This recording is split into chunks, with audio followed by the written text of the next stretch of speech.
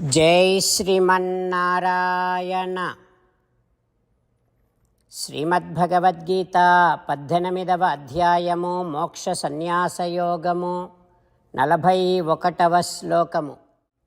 బ్రాహ్మణ క్షత్రియ విశాం శూద్రాణాంచ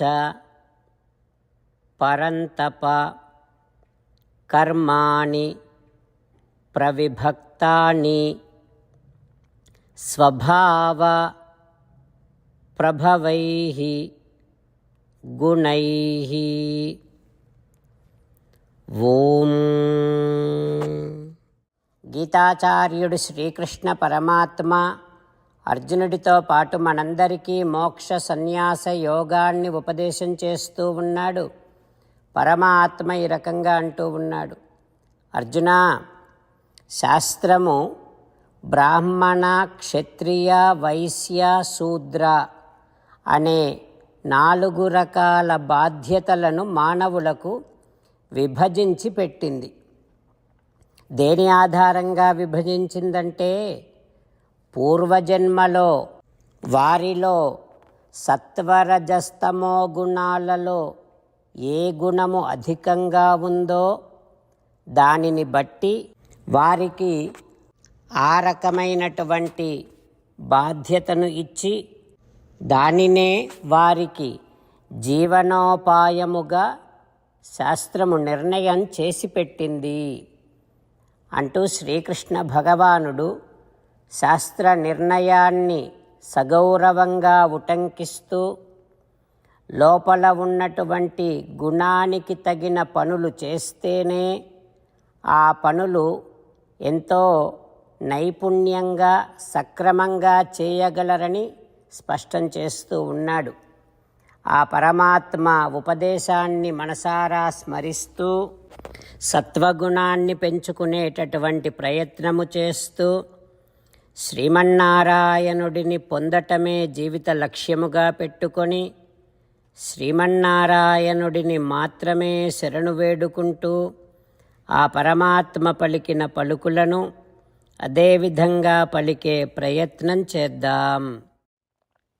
బ్రాహ్మణ క్షత్రియ విశాం శూద్రాణాంచ పరంతప కర్మాణి ప్రవిభక్తాని స్వభావ ప్రభవైర్గుణైః. అంతేకాకుండా మనం ప్రతిరోజు శ్రీమన్నారాయణుడికి ఒక 8 పనులు చేస్తాం అని మాట ఇద్దాం. ఎందుకంటే శ్రీకృష్ణ భగవానుడు 18వ అధ్యాయములో 65 నుండి 70వ శ్లోకాల ద్వారా శ్రీమద్భగవద్గీత అంతటికీ సారభూతముగా మనకు 8 పనులు చేయమని చెప్పాడు. అలా చేస్తే చాలు, నేను మిమ్మల్ని అన్ని విధాలుగా రక్షిస్తా అని ప్రమాణపూర్వకముగా ప్రతిజ్ఞ కూడా చేశాడు.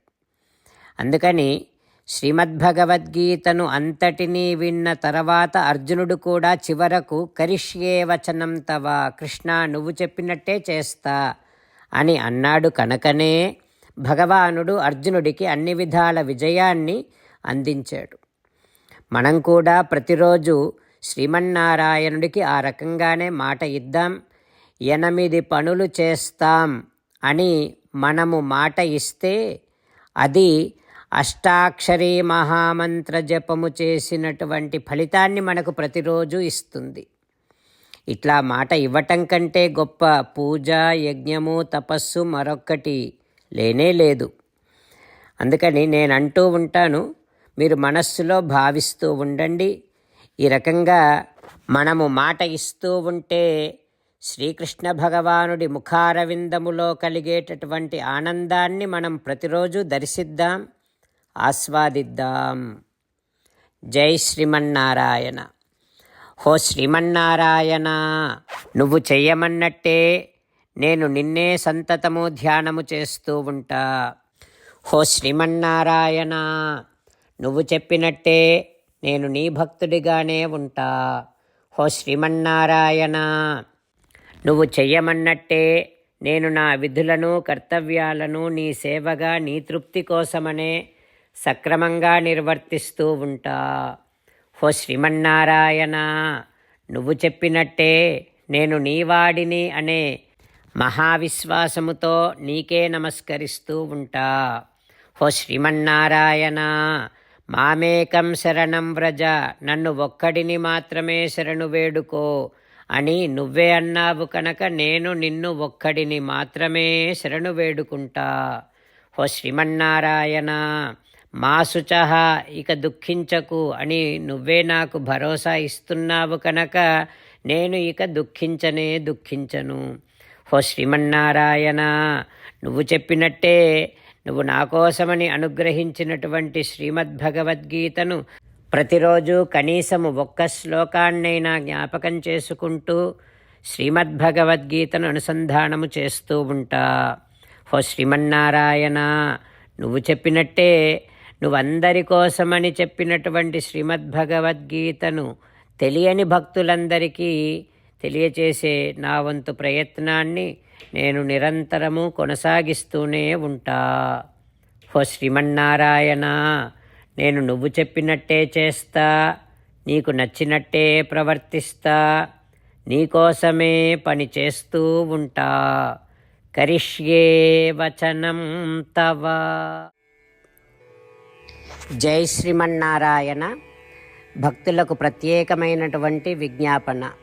మీకు అన్ని విషయాలలో వెంటనే మంచి ఫలితాలు రావాలి అనంటే ప్రతిరోజు 1 నిమిషం వెచ్చించి నారాయణాస్త్రాన్ని చదవండి.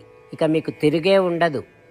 నారాయణాస్త్రాన్ని పొందడానికి మీరేం చేయాలంటే నారాయణాస్త్రం అనే వెబ్సైట్కి వెళ్ళి మీ పేరు, మీ ఈమెయిల్ ఇస్తే మీ ఈమెయిల్కి నారాయణాస్త్రం PDF వస్తుంది. అందులో ఒక రామాయణ శ్లోకం, ఒక గీతా శ్లోకం, ఒక విష్ణునామం ఉంటాయి. ఆ మూడింటిని కలిపి నారాయణాస్త్రం అంటాం. ప్రతి ఒక్కరికి వేరువేరు శ్లోకాలను ఇస్తున్నాం. ఆ రకంగా ఎవరి శ్లోకాన్ని వారు ప్రతిరోజు తప్పనిసరిగా చదవటం వలన ప్రతిరోజు ప్రతి 24,000 భక్తులతో ఒకసారి సంపూర్ణ రామాయణ పారాయణ, 33 సార్లు శ్రీమద్భగవద్గీత పారాయణ, 24 సార్లు శ్రీ విష్ణు సహస్రనామ స్తోత్ర పారాయణ జరుగుతుంది. ప్రతి ఒక్కరికి అంతటి విశేష ఫలితము ప్రతిరోజు లభిస్తుంది.